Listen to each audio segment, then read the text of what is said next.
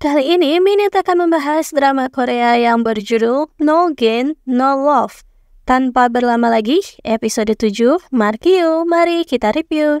Berteriak satu, berteriak semua. 3 orang itu sama-sama terkejut. Sungguh situasi yang tak pantas. Yirin pun datang karena semalaman telah mencari suaminya. Ternyata ia malah ada di kamar si pengantin. Ketiganya sama-sama tak ingat apa yang telah terjadi semalam.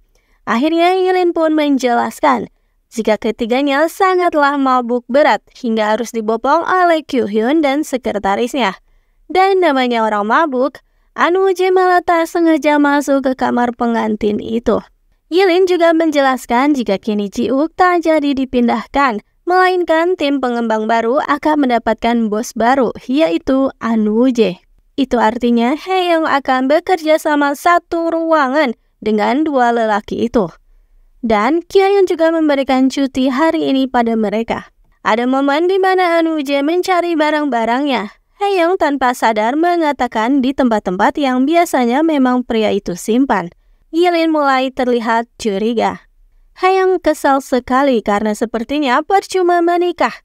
Ujungnya tetap saja Anwoo-jae naik jabatan. Mereka pun membahas perceraian dan tanpa sengaja Anwoo-jae yang masih setengah mabuk mendengar hal itu. Sebelumnya Anwoo-jae sedikit kesal pada Yirin karena tak membahas dengan dirinya tentang kenaikan jabatan itu. Dan di tempat lain, Kyohyun benar-benar memberikan banyak mesin cuci untuk panti asuhan itu. Dan sungguh gawat, Haeyoung tak sengaja melihat kekasih Haesung sedang bersama dengan wanita lain. Haeyoung tentu saja ngamuk. Tapi tak lama Haesung datang melerai dan akhirnya mengatakan jika hubungan pacaran mereka tidak seperti pasangan lainnya. Konsep hubungan mereka ternyata bebas, bisa bersama dengan orang lain walau masih terikat hubungan. Sungguh benar-benar melanggar norma. Haeyoung pun mumet memikirkan hal itu. Dan karena bertengkar begitu, akhirnya Jaeon turun tangan untuk membuat mereka berbaikan. Setelah berbaikan, Haesung lalu menyadarkan Haeyoung karena sungguh gawat. Jika satu tim dengan mantan kekasih dan suaminya, Anwoo-jae itu kan tahu bagaimana Haeyoung ketika berpacaran dan saat jatuh cinta. Jadi ia pasti akan menyadari jika Haeyoung dan Ji-wook adalah pasangan palsu. Sementara itu, Ji-wook jelas menolak tawaran dari pemimpin BOK untuk secara resmi menjadi anaknya. Namun begitu ia berterima kasih atas pekerjaan yang telah diberikannya. Dan Kyohyun lagi-lagi dimarahi ayah, karena ayah tak setuju Kyohyun menaikkan tunjangan para karyawan. Ditambah ada kasus tentang penipuan tunjangan di Kubis sampai masuk tajuk berita. Haeyoung kepikiran juga tentang perkataan Haesung sampai ia kurang tidur. Maka dari itu, ia dan Kim Ji-wook harus mode bulan madu terus. Jadi meminta Ji-wook untuk berlatih dan mengatakan jika ia cantik. Alih-alih mengatakan hal itu, Ji-wook malah mengatakan jika ia menyukai Haeyoung. Haeyoung tertegun dan Ji-wook pun beraksi lagi, memegang tangan Haeyoung. Juga saat lift penuh, ia menjaga Haeyoung hingga keduanya tak berjarak karena berdesakan. Sesampainya di ruangan, Haeyoung menghadapi kenyataan ada Anwoo-jae di sana. Ditambah pria itu terus membahas perceraian, bikin kesal saja. Dan Haeyoung mulai membual. Ia membawakan makanan yang katanya buatan Ji-wook untuk dirinya. Mau tak mau Ji-wook ikutan membual juga. Padahal sebenarnya itu adalah buatan Haeyoung sendiri. Baru akan bangga, ternyata rasanya sungguh aneh. Karena rasa kimbap itu manis. Untuk pekerjaan sukarelawannya kali ini, Kyohyun membawa sekretaris alias Hajun untuk ikut serta. Tak lama Jaeon pun datang. Kyohyun terlihat panik dan dengan instingnya ia mengajak Jaeon berlari.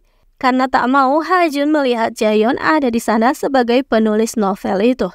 Akhirnya mereka berlarian dan ujungnya Kyohyun terpesona pada Jaeon. Bahkan bunga-bunga langsung bermekaran.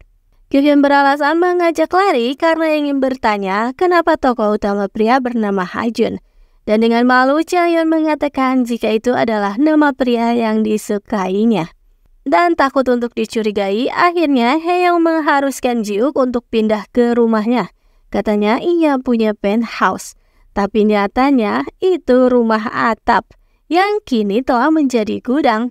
Ji-uk dipaksa untuk membersihkannya dan Ji-uk pun seolah sudah familiar dengan tempat itu. Dan ternyata memang benar, Ji-uk pernah tinggal di rumah atap itu 9 tahun lalu.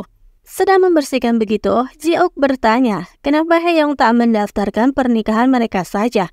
Tapi Hae-young masih punya hati nurani, tak berani mengotori kartu keluarganya Ji-uk. Dan ada sebuah permainan papan terjatuh, sungguh di luar Nurul, karena ternyata berisi alat-alat dewasa.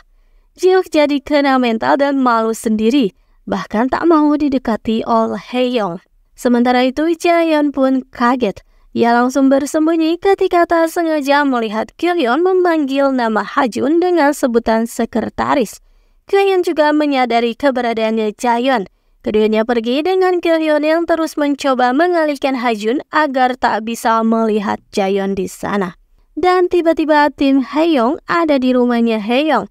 Ternyata untuk mengadakan pesta pindah rumah pengantin. Sebelumnya Hae-sung juga Jaeon sudah sibuk merapikan rumah, membuat seolah rumah itu adalah rumah pengantin baru. Sedikit Jaeon khawatir karena Ha-jun juga diundang. Ha-jun masih belum tahu Jaeon menulis novel alih-alih novel anak-anak yang selama ini Ha-jun tahu. Hae-sung merasakan kekhawatiran itu, jadi meminta Jaeon untuk tak perlu selalu melayani Hae-young. Tapi Jaeon meyakinkan jika ia tak apa, karena kehadiran Ha-jun di sana akan membuat Hae-young tenang.